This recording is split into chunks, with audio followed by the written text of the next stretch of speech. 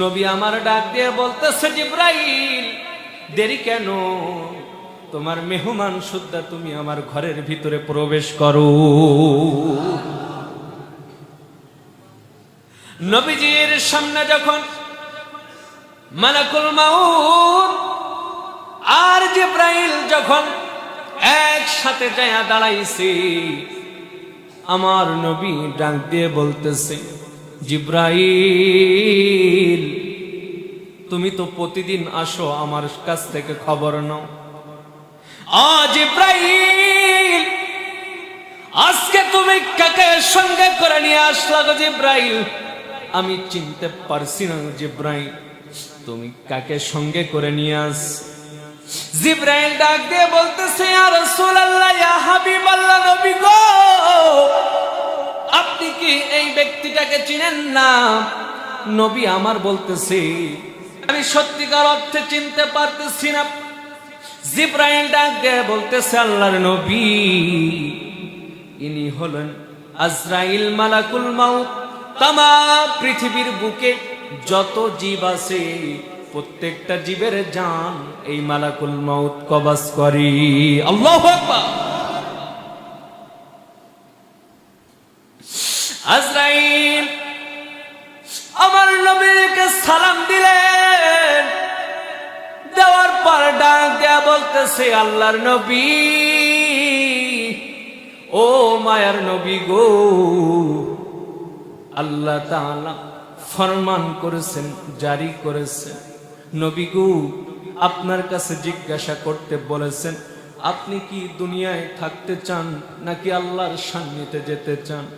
নবী গো আপনি কি দুনিয়ায় থাকতে চান নাকি আল্লাহর দিদারে যেতে চান? নবী গো কিন্তু আল্লাহ আপনার দিদারে আশেক হয়ে আছে, আল্লাহ তাআলা আপনার দিদারে আশেক হয়ে আছে গো ইয়া রাসূলুল্লাহ, ইয়া হাবিবাল্লাহ। নবী আবার ডাক দিয়ে বলতেছে, জিবরাইল তুমি আজরাইলকে বলে দাও, আমার শরীর ভীষণ অসুস্থ, আমার মোটেও ভালো লাগে না, আমার কেমন জানি কষ্ট হয়, আমি সহ্য করতে পারি না রে জিবরাইল। আজরাইলকে বলে দাও, আমি দুনিয়ার বুকে আর থাকতে চাই না, আমি আল্লাহর দিদারে যেতে চাই।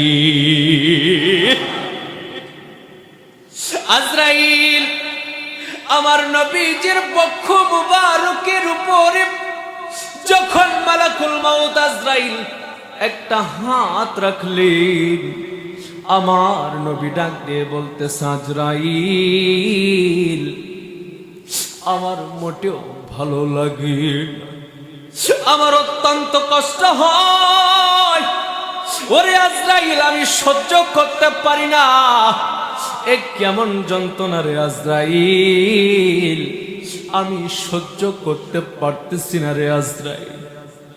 আজরাইল ডাক দিয়ে বলতেছে, ইয়া রাসূলুল্লাহ, ইয়া হাবিবাল্লাহ, নবী গো আপনাকে কষ্ট দেওয়া আমার জন্য হারাম, আপনাকে যদি আমি আজরাইল যাররা পরিমাণ কষ্ট দেই, আল্লাহ ফরমান করেছেন আপনাকে কষ্ট দেওয়া আমার জন্য হারাম। ও নবী গো আপনাকে যদি আমি যাররা পরিমাণ কষ্ট দেই, আমি পুরো সারখার হয়ে যাব গো নবী। নবী আমার ডাক দিয়ে বলতেছে, আজরাইল আমি এত কষ্ট পাইতেছি রে কেন? আজরাইল বলতেছে, আল্লাহর নবী, পৃথিবীর বুকে আপনি হলেন প্রথম, আল্লাহর নবী পৃথিবীর বুকে আপনি হলেন প্রথম, আপনি হলেন শেষ গো নবী। আপনার কাছে শুনে যেমনি ভাবে আপনার জানটা কবজ করা হচ্ছে, ও নবী গো পৃথিবীর বুকে এমনি কোনোদিন আর কারো কাছে শোনা হবে না। ও নবী গো পৃথিবীর বুকে আপনার জানটা যেমন আসান করে কবজ করা হচ্ছে গো নবী, এমন আসান করে পৃথিবীর বুকে আর কারো জান কবজ করা হবে না। নবী আমার ডাক দিয়ে বলতেছে, আজরাইল আসান করে তুমি আমার জান নিতেছো, তাই আমি এত কষ্ট পাইতেছি। আর না জানি আমার গুনাহগার উম্মতের জান তুমি কেমনে কবাজ করবা, আমার উম্মত কেমনে সহ্য করবি, আমার উম্মত কেমনে সহ্য করবি। আল্লাহ, আল্লাহু আকবার। আমার নবী নামে এত গো মধু, আরে আমারে কইরাছে জাদু গো। সুবহানাল্লাহ। আমার নবী নামে এত গো মধু, আরে আমারে কইরাছে জাদু গো। আরে দেখা দিয়া দিদার দিয়া, দেখা দিয়া দিদার দিয়া জুড়াও মনের বেদনা, আমার মন হইয়াছে গো দেওয়ানা। নবী নামে এত মধু, আমার নবী নামে এত মধু, খাইলে মধু ফুরাই না, আমার মন হইয়াছে গো দেওয়ানা। আল্লাহু আকবার। আরে তোমারে পাইবার আশে, আরে ঘুরতেছি পাগলের বেশে গো। সুবহানাল্লাহ। আরে তোমারে পাইবার আশে, আরে ঘুরতেছি পাগলের বেশে গো।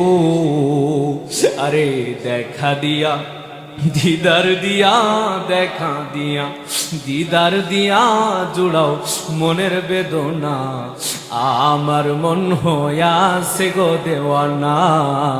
সবাই নবী নামে এত মধু, আমার নবী নামে এত মধু, খাইলে মধু ফুরাই না, আমার মন হইয়াছে গো দেওয়ানা। জোরে জোরে বলেন আল্লাহু আকবার। ও মুসলমান, ও আল্লাহর গোলামেরা, ও আমার শিরস্তরের মুসলমান, ও আমার দাড়ি পাকা মুরব্বী বাবাজিরা, যে নবীকে সৃষ্টি না করলে তামাম পৃথিবীর কিছুই আমার আল্লাহ সৃষ্টি করতো না। খুব মনোযোগ দিবেন বন্ধু, যাকে সৃষ্টি না করলে আল্লাহ পাক দুনিয়ার কিছুই সৃষ্টি করতো না। ও বন্ধু, তোমাকে সৃষ্টি করতো না, আমাকে সৃষ্টি করতো না।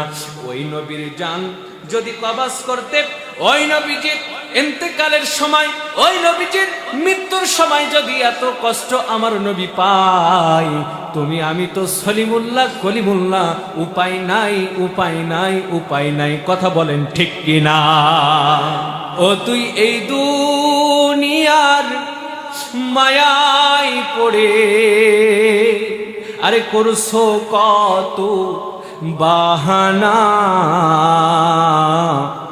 এই যে নয় তোর আসল বাড়ি, কবর যে তোর আসল ঠিকানা। ঠিক কিনা বলে? আপনারা কি কষ্ট পাচ্ছেন? আপনারা কি কষ্ট পাচ্ছেন? যদি সামান্য একটু গজল গাই আপনারা কি কষ্ট পাবেন?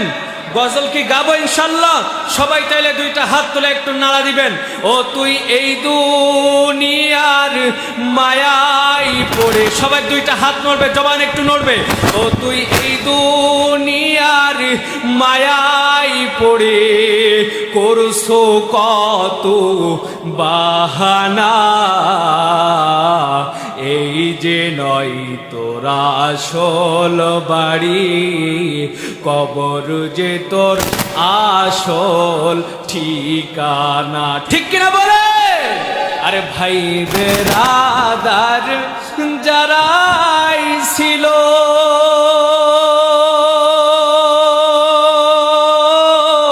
আরে একে একে সব হারালো। আওয়াজ দিয়ে বলেন তো একটু ঠিক কিনা? আরে ভাই বেরাদার যারাই ছিল, আরে একে একে সব হারালো। আরে আইসি একা, আরে যাইব একা, আইসি একা যাইব একা, সঙ্গে কিছুই যাবে না।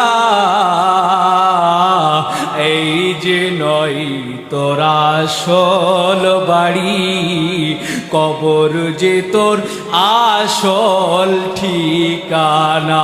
দুই হাত তুলে বলেন আল্লাহু আকবার। মন থেকে সত্যিকার অর্থে আপনারা আমাকে খুশি করার জন্য নয়, আল্লাহকে খুশি করার জন্য কথাটা বলবেন। যতটুকু কথা বলেছি, একটি কথা কি কোরআন হাদিসের বাহিরে বলেছি? আর একটু জোরে বলেন। প্রত্যেকটা কথা কিন্তু কোরআন হাদিসের ভিতর দিয়ে বলার আমি চেষ্টা করেছি, ঠিক কিনা বলেন? তো প্রিয় মুসল্লি ভাইরা আমার, সংক্ষেপে কিছু কথা আপনাদেরকে জানানোর চেষ্টা করেছি। আল্লাহ পাক এতে যেন আমাদের আমল করে অটুট থাকার তৌফিক দান করে, বলেন আমিন।